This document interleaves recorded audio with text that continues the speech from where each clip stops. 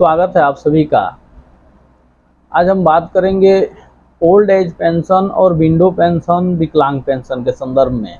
एक नई लिस्ट जारी होकर के सभी ब्लॉक से जो है कि सभी ग्राम प्रधान और पंचायत सहायक को भेजा गया है कि कुछ लोग अभी भी ऐसे हैं जो नहीं बता पाए हैं कि केवाईसी करके कि हम जीवित हैं। इस संदर्भ में दूसरी और लास्ट फाइल जनरेट की गई है ब्लॉक के माध्यम से कि जो लोग अब तक नहीं बता पाए हैं वो लोग अब समाज कल्याण जा करके बताएं कि मैं जीवित हूं और मेरा जो है कि कंप्लीट करके और जो है कि मेरा पेंशन दिया जाए। समथिंग बहुत से ऐसे लोग हैं, बुढ़ापा पेंशन वाले, विधवा पेंशन वाले और विकलांग पेंशन वाले, जिनका 1 साल से ज़्यादा दिन हो गया है और पेंशन रुका हुआ है। तो उन सभी लोगों को जो है कि इसके पहले भी हम वीडियो के माध्यम से बताए थे कि वो लोग केवाईसी करके और बताएं कि हम जीवित हैं। अगर नहीं बताए हैं वो लोग तो अपनी पासबुक और आधार के माध्यम से समाज कल्याण में जाएं और अपनी बात रखें। तो अब जो लोग भी इस वीडियो को देख रहे हैं उनके परिचित में अगर कोई है ऐसे जिनके साथ ऐसा हुआ हो, 1 साल से ज़्यादा दिन हो गया हो और पेंशन उनका नहीं आ रहा हो, तो वो लोग जो है कि अपना आधार की कॉपी और बैंक पासबुक की कॉपी ले लें।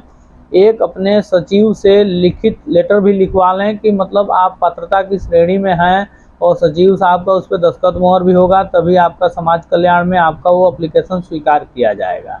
3-4 दिन पहले हम गए भी थे समाज कल्याण में, तो ओल्ड एज पेंशन यानी बुढ़ापा पेंशन वाले विभाग में हम गए, वहाँ तो काफ़ी लंबी लाइन लगी थी। इससे ये सीख मिला कि कुछ लोगों को ये जानकारी या और विवेक मिल चुका है कि बगैर वहाँ गए होने वाला नहीं है।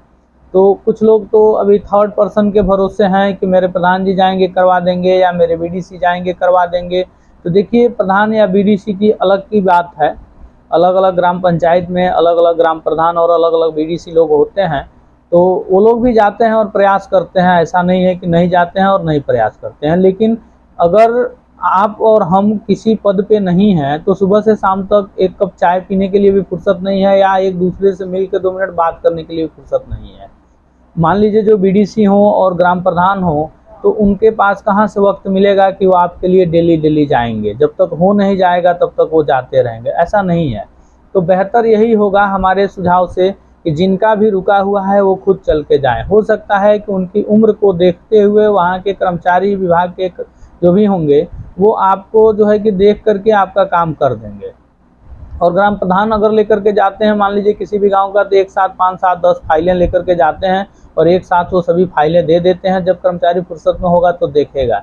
लेकिन हम जब गए थे परसों चौथा रोज के बीच में अपने समाज कल्याण में, तो वहाँ काफ़ी संख्या में भीड़ थी।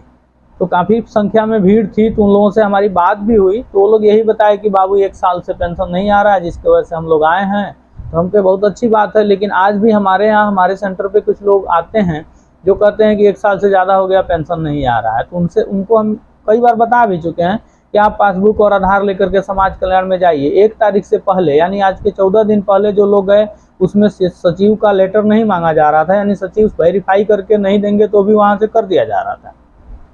लेकिन अब 1 तारीख से नई गाइडलाइन आई है। हम खुद गए थे 4 लोगों का अपने ग्राम पंचायत की फाइल लेकर के, तो वापस आना पड़ा। हम गए, पासबुक और आधार कार्ड लेकर के गए, registration number, pension registration number भी लेकर के गए, जबकि ब्लॉक से ही वो रिजेक्ट होकर के आया था पीएफएमएस में।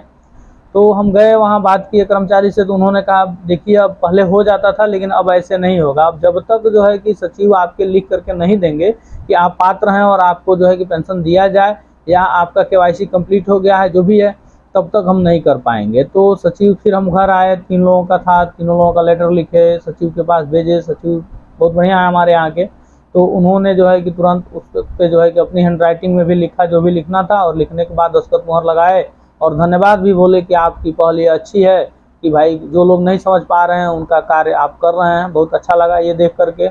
हम धन्यवाद देना चाहते हैं अपने इस वीडियो के माध्यम से अपने सचिव साहब को। बहुत बहुत धन्यवाद आपका।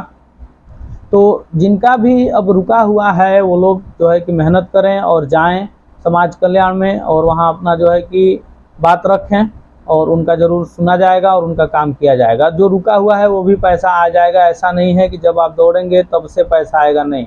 अगर आपका पोर्टल पर रजिस्ट्रेशन नंबर है तो जब आप जाएंगे तब से लेकर के जब से रुका है तब तक का सब पैसा जो है कि आपका आ जाएगा।